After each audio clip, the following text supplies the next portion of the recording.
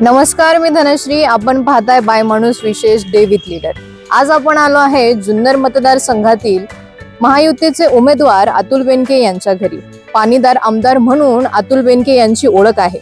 अतुल बेनके यांच्या प्रचार दौऱ्यात आपण आज सहभागी होणार आहे. उमेदवाराच्या मनात काय आणि मतदारांच्या मनात काय हे आपण आज जाणून घेणार आहोत.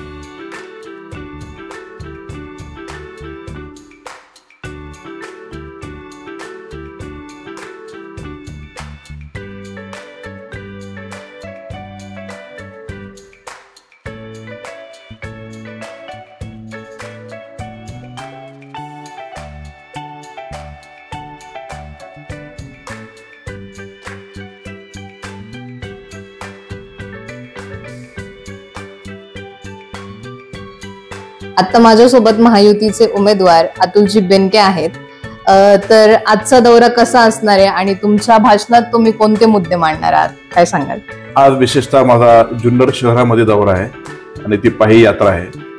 मी जुन्नर शहरामध्ये जे काही कामं केलेली आहेत आणि विशेषतः पहिल्यांदा असं झालंय की प्रत्येक मंडळाला मी काही ना काही विकास कामं केलेली आहेत. प्रत्येक गणपती मंडळ असेल, प्रत्येक मस्जिद असेल, प्रत्येक कब्रस्तान असेल किंवा देवदेवताचे स्थान असतील. हे फर्स्ट टाइम असं झालं की जुन्नर शहरात एवढ्या मोठ्या प्रमाणामध्ये प्रत्येक समाजाच्या देवदेवतांपर्यंत केलेलं आहे. मग सोनार समाज असेल, न्हावी समाज असेल, ब्राह्मण समाज असेल, त्यांचं जे जे देवस्थान आहे तिथे केलेलं आहे. आणि म्हणून ते खूप उत्सुकता आहेत की आता मी त्यांचा उमेदवार झालोय आणि तिथे गेल्यानंतर मला सारखं फोन येते. उलट मला उशीर झालाय कारण काल रात्री मला यायलाच खूप उशीर झाल्यामुळं. आणि म्हणून जुन्नर शहरात मी फक्त भेटी गाठी आहेत. मला जसं प्रचाराचा राऊंड संपलेला आहे की फक्त औपचारिकता म्हणायला लागेल की फक्त उमेदवार म्हणून मी तिथे जातो. तर लोकांनी ठरवलं होतं की काय करायचं. आपल्यासोबत गौरीताई आहेत. ताई नमस्ते. नमस्ते. अतुल दादांची जी निवडणुकीत धावपळ होतीये, तर या सर्वांची काळजी, त्यांचा डाएट प्लॅन, सगळ्या गोष्टी कशा आहेत, काय सांगाल? खरं तर निवडणुकीच्या काळात धावपळ जास्तीची आहेच, पण मला असं होतं की कायमच 5 वर्ष झालं धावपळच चालू आहे. आणि डाएटच्या बाबतीत बोलायचं झालं तर ते स्वतःकडे खाण्याच्या बाबतीत खूप दुर्लक्ष करतात. कारण का वेळी अवेळी कुठे मिळेल नाही मिळेल असंही होतं. कधी घरातून सकाळी लवकर येतात. त्यांचे असं आहे की सकाळी नाश्ता करत नाहीत ते. आणि माझा आग्रह म्हणजे घरातल्या सगळ्यांचाच आग्रह असा असतो की सकाळी बाहेर पडताना तुम्ही काहीतरी खाऊन पडा. पण त्यांना ती पहिल्यापासूनच काय सवय नसल्यामुळे पण त्यांनी तो एक बदल त्यांच्या सवयीमध्ये केला पाहिजे की सकाळी पोटभर नाश्ता करून बाहेर पडलं पाहिजे. आता दौऱ्यामध्ये तर लोक इतकी प्रेमाची जोडलेली आहेत की जिथं दौरा असतो तिथं ते घरचं खाणं त्यांना मिळून जातं. पण इतर वेळेस धावपळीच्या याच्यामध्ये नक्कीच तब्येतीची काळजी घेणं गरजेचं आहे.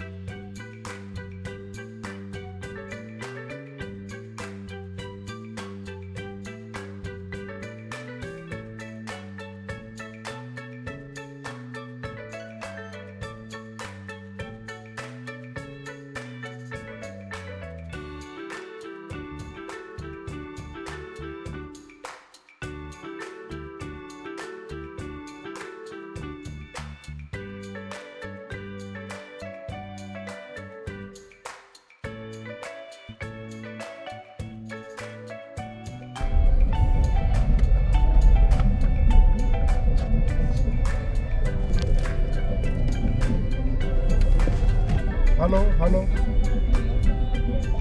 निघाले ना, दौरा चालू आहे जुन्नरमध्ये आता गेली, पण तेच वाट बघतो की तुम्ही येणार होते, काय करायचं काय नाही. मला ते रोज कॉन्टॅक्ट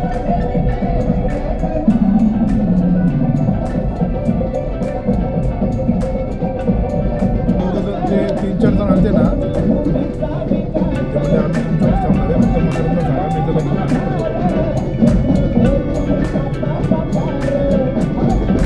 ठीक आहे, सांगा तुम्ही, मी जुन्नर शहरातून आहे.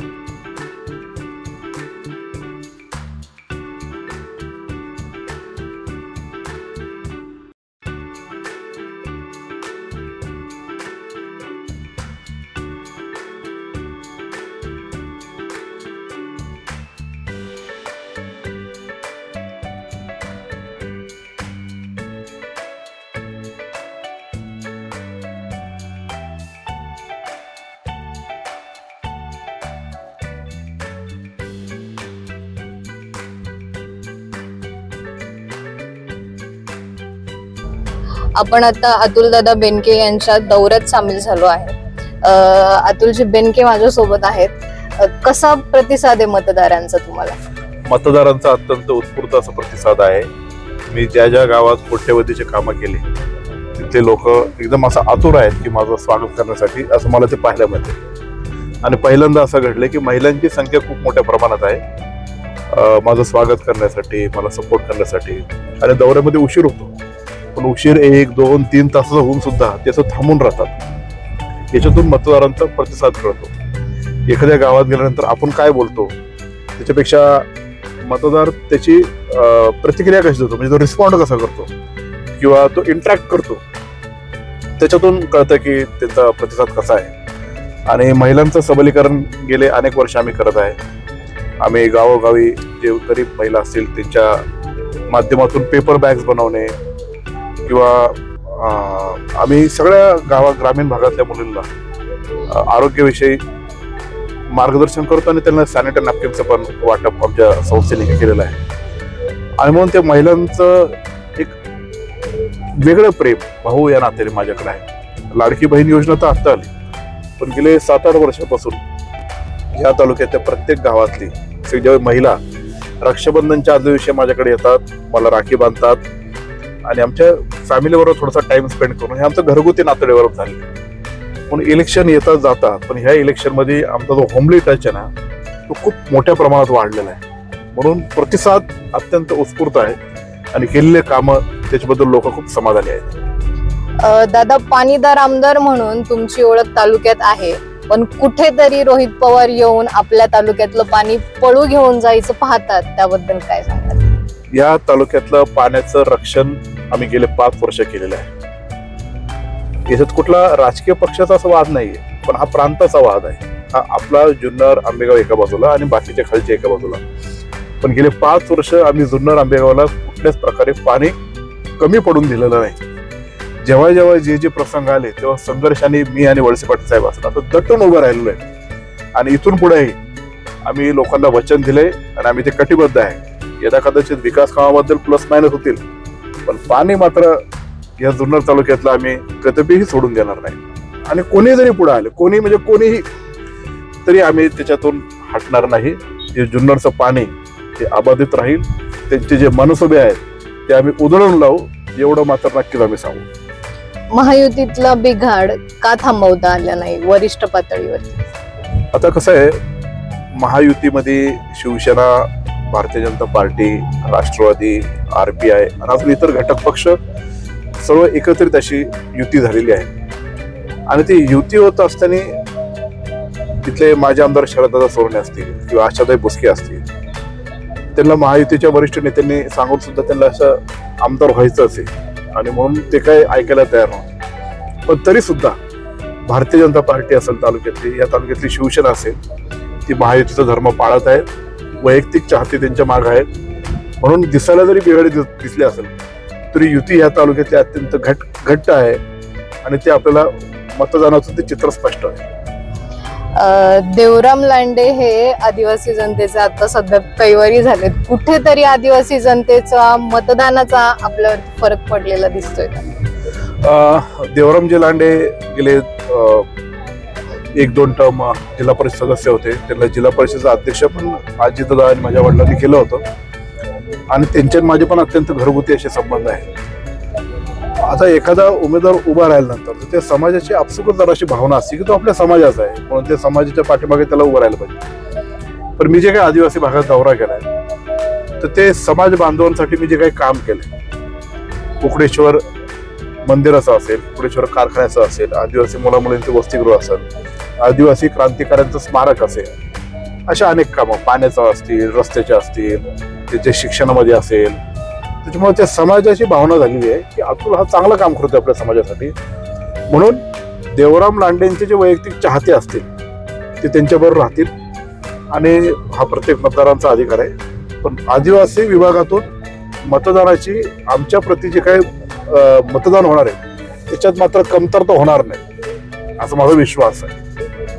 शरददादांनी तुमच्यावरती आरोप केले होते दाऊद संबंधित, तर यात नक्की किती तथ्य आहे, काय खुलासा आहे? आता आरोप करण्याचा हा त्यांचा अधिकार आहे. त्यांनी असं खूप मोठा गौप्यस्फोट केल्यानंतर आणि मला जेव्हा पत्रकारांकडून कळालं की त्यांनी असाच आरोप केलाय, मी तर पहिला अर्धा 1 मिनिट हसतच होतो खूप मोठ्या प्रमाणात की कुठल्या स्तराला आणि कशा पद्धतीने आरोप केलाय. त्यांना जर असं मिसकोड झालं किंवा त्याला फीड करणारे जे लोक असले, जे सल्लागार, त्यांनी मिसगाईड केलेलं आहे शरददादांना की जे आपले जुन्नरचे अनिसबाई तिरंदाज आहेत त्यांच्या मुलीच्या लग्नाला आम्ही जुन्नर मधले 100-125 जण गेलो होतो.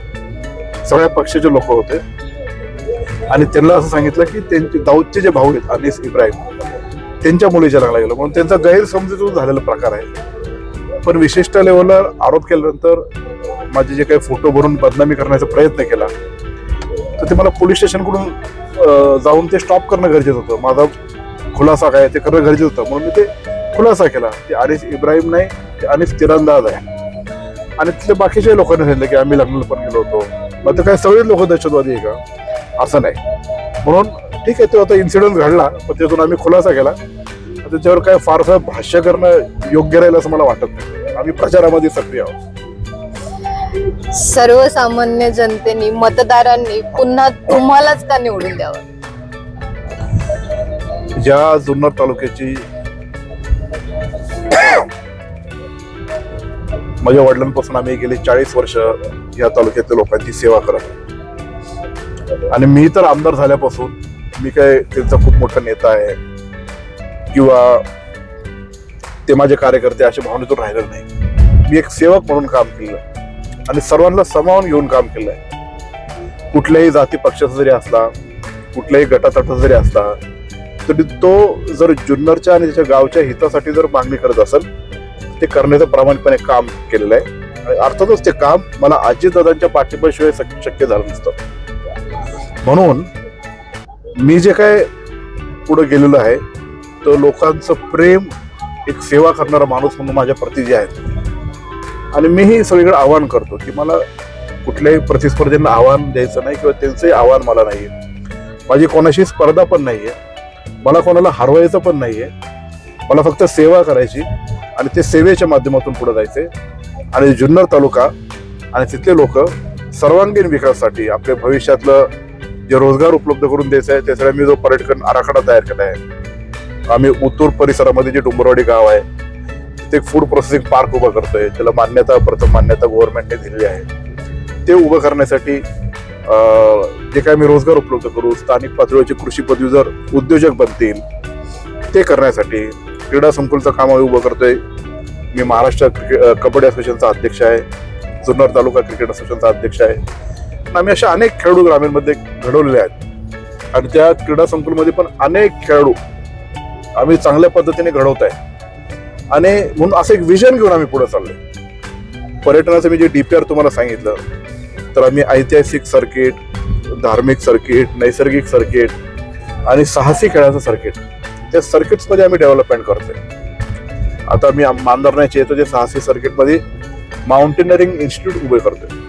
त्याच्यामध्ये लँड, एअर अँड वॉटर हे जे साहसी खेळ आहेत त्याचे साईट्स आम्ही निवडलेले आहेत की ते अत्यंत उपयुक्त आहेत आणि त्यातून रोजगार पण उपलब्ध होईल, जगातले लोक आपल्या तालुक्याला आकर्षित होतील असं एक विजन घेऊन आम्ही पुढे जातो. आणि फक्त विजन नाही तर त्याचं जे रोड मॅप आहे तो रोड मॅप पण आम्ही आखलेला आहे. म्हणजे नुसते हवेत गप्पा मारत नाही आम्ही असं करू तसं करू, त्याचा रोड मॅप कसा आहे तो पण आम्ही लोकांना एक्सप्लेन करतोय.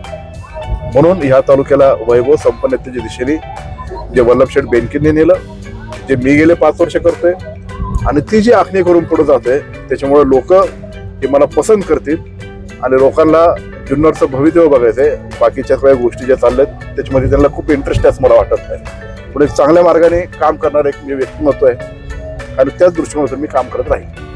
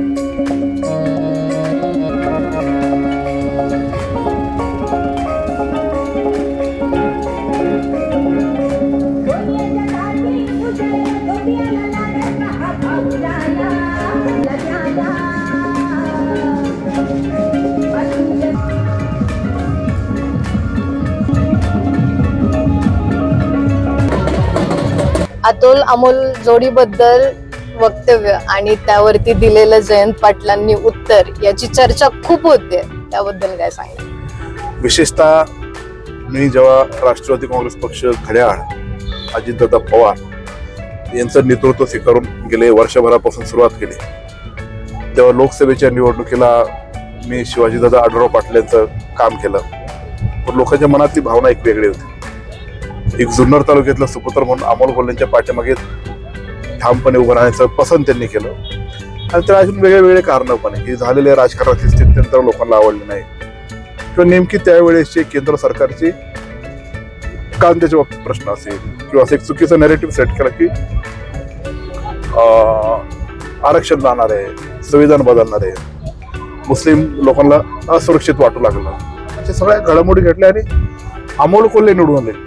आता निवडून आले म्हणजे ते पुढचे 5 वर्ष खासदार आहेच. आता ते जर खासदार असतील तर इथं लोकांनी ठरवलं की अतुल बेनके निवडून द्यायचं, म्हणून अतुल बेनके आमदार म्हणून आणि ते खासदार म्हणून आम्हाला पुढच्या 5 वर्ष एकत्रित काम करणं गरजेचं आहे ना. म्हणून ते खासदार म्हणून अमोल कोल्हे, आमदार म्हणून अतुल बेनके, ही जोडी तुटून द्यायची नाही असं लोकांनी ठरवलं. कारण लोकांची पसंती माझ्या प्रती जास्त असल्यामुळं असं माझी ती भावना होती. त्यातून आता ठीक आहे, त्यांच्या पक्षाचे उमेदवार उभे आहेत म्हणून असं काहीतरी वेगळ्या दिशेने नेण्यापेक्षा मी पुन्हा एकदा तेच म्हणेन की खासदार म्हणून अमोल कोल्हे आणि आमदार म्हणून अतुल बेनके ही जोडी आम्ही जरी तुटायचा प्रयत्न केला तरी लोकांनी तोडून द्यायची नाही असं ठरवलंय असं मला वाटतं. मतदारसंघात कोणती कामे केलीत, कोणती कामे करायची राहिलीत आणि तुम्ही निवडून आल्यानंतर अजून नवीन विजन काय असणार आहे तुमचं?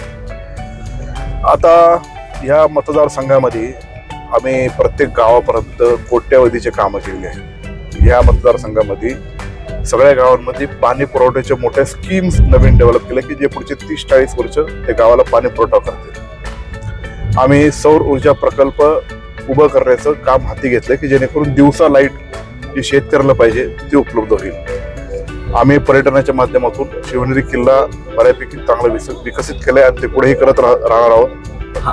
आता आदिवासी विभागातलं जे मुख्य हिरडा पीक आहे त्याचं एक प्रोसेसिंग प्लांट गेले 10-15 वर्षापासून चालू आहे. ते काही कारणास्तव रखडलं होतं. आम्ही दादांकडे जाऊन एक स्पेशल केस करू, हे बघा ह्या साईडलाच तो हिरडा कारखाना आहे, ते हिरडा कारखाना पुनरुज्जीवित करण्याचं काम आम्ही ते केलेलं आहे की जेणेकरून आदिवासी विभागातल्या मुलांना किंवा तिथल्या शेतकऱ्यांना त्याचा हिरड्याचा भाव अत्यंत चांगला मिळेल. ही आमची उपलब्धी आहे. आमचं आदिवासी विभागाचं हॉस्टेल आम्ही उभं केलंय, तिथं 300 मुली राहता येते आता आणि 300 मुलांचं हॉस्टेलचं काम आता आम्ही चालू केलेलं आहे. आम्ही कुकुडेश्वर मंदिराचं काम केलंय. जुन्नर शहरात जवळपास 72 कोटी रुपयाचे कामं केले.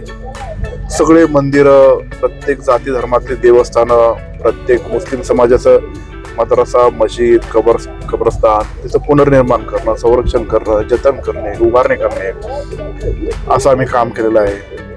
आम्ही जुन्नर शहरामध्ये जसे बेनके साहेबांनी नाका नंबर 1ची वेस केली तशी मानेडोच्या बाजूची वेस आम्ही तिथं नवीन उभी केलेली आहे. आणि प्रत्येक गावात लोकांना चांगली दिशा मिळेल असं निर्माण करण्याचं काम आम्ही या तालुक्यामध्ये केलेलं आहे. आता जुन्नर कारखाना, 14 नंबर, बोरवाडी, शिरोली, सुलतानपूर, लिंगाव, सवा, पारगाव पर तिथपर्यंत आम्ही 308 कोटीचा मोठा रस्ता हा आम्ही निर्माण केलेला आहे. आणि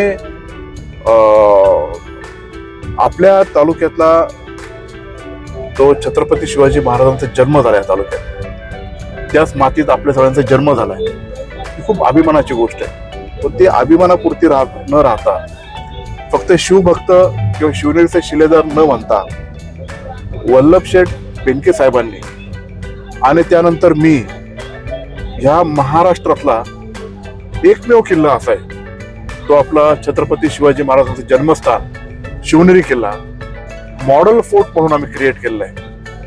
आणि तो मॉडेल फोर्ट सगळ्यांना असं वाटतं की प्रत्येक गड किल्ला ह्या महाराष्ट्रातला शिवनेरी किल्ला सारखा प्रगत झाला पाहिजे.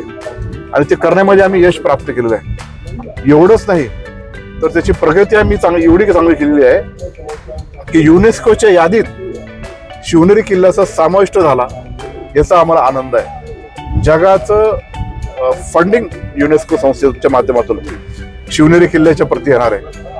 जिथे शिवजन्मस्थान आहे त्याची शेजारी जी पडकी इमारत आहे की जिथे जुने बाथरूम सारखं एक छोटंसं स्ट्रक्चर आहे, तिथे असे छोटे छोटे रूम जे आहेत ते पुनर्निर्माण करण्याचं काम आता आम्ही करणार. पण एवढे मोठे काम आम्ही केलंय. आणि तुम्हाला मगाशी सांगितल्याप्रमाणे पर्यटनामध्ये असेल, क्रीडा संकुलाच्या माध्यमातून असेल, फूड प्रोसेसिंग पार्कच्या माध्यमातून असेल, असे अनेक प्रकल्प आम्ही पुढे करतोय की जेणेकरून हा तालुका समृद्ध होईल, पुढच्या तरुण पिढीला रोजगार उपलब्ध होईल, महिला बचत गटांना रोजगार उपलब्ध होईल आणि सर्वांगीण विकासासाठी आम्ही एक चांगलं मोठं गरुड झेप देतोय. पर्यटनात असे इतके वेगळे सेक्टर्स आहेत, 7 गड किल्ले जे आहेत त्याचा विकास तर होणार, पण हिवरे पठार जो आहे त्याच्यावरती कास पठारासारखा आम्ही डेव्हलपमेंट करतोय, जिकडे फ्लोरा अँड फॉना डेव्हलप करतोय.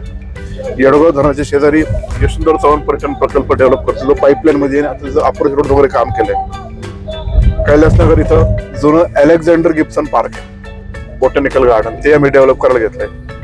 एक इको फॉरेस्ट विलेज म्हणून तिथं आम्ही एक कन्सेप्ट डेव्हलप करतो की एक नवीन बॉटॅनिकल गार्डन आणि तिथे एक रिसॉर्ट तयार होणार आहे, जंगलमध्ये राहण्याचा फील येईल अशा प्रकारात असं करतोय. आम्ही निमगावचा आणि त्या परिसरामध्ये नेहरू तारांगण सध्या सायन्स अँड टेक्नॉलॉजी पार्क निर्माण करण्याच्या आराखड्यामध्ये घेतलेलं आहे. असे अनेक प्रकार आहेत आणि म्हणून जुन्नर तालुक्याला एक विजन देण्याचं काम आम्ही ते करतोय आणि हाच आमचा इलेक्शनचा एजेंडा आहे.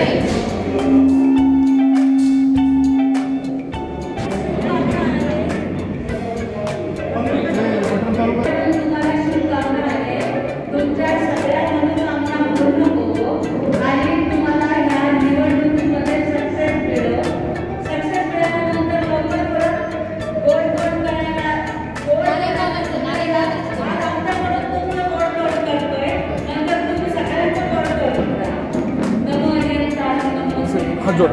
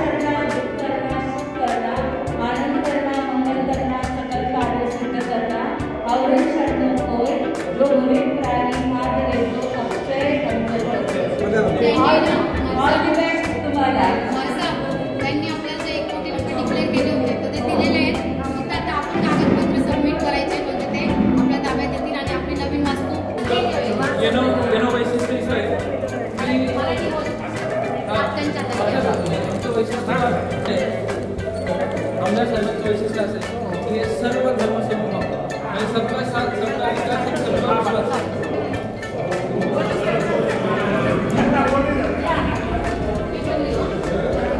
आज आपण इथेच थांबणार आहोत, उद्या पुन्हा भेटणार आहोत नवीन एका लीडर सोबत। तोपर्यंत बाय माणूस चॅनलला लाईक करा, कमेंट करा, सबस्क्राईब करा आणि शेअर करा। धन्यवाद।